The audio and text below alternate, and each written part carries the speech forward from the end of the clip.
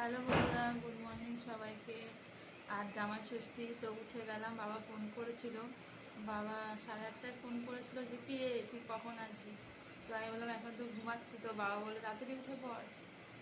তো তাড়াতাড়ি করে উঠলাম, উঠে দেখো এখনও ঘুম চোখে। তো চা করলাম, ঘর মুছলাম, সব কিছু সারলাম, বাসি কাজ সেরে এই চা নিয়ে বসলাম। এই যে চা চা আর বিস্কুট নিয়ে বসলাম। ওখানে বড় মশাইয়ের চা রেডি। তো এখন ঠাকুর ঘুমাচ্ছে, ঠাকুরকে এখনও ওঠানো হয়নি। তো আমি স্নান করব, তারপর ঠাকুরকে ওঠাবো। আর এই চা বিস্কুট নিয়ে এখন খাবো। গরমও লাগছে, বৃষ্টি হয়ে কোনো লাভ হয়নি। তো রেডি হয়ে, কাচাকুচি আছে, রেডি হয়ে তারপরে বেরাবো। তো তোমাদের জামাই ষষ্ঠী খুব ভালোভাবে কাটুক। আর আমি নেক্সট ভিডিওতে তোমাদের দেখাবো কি করছি না করছি।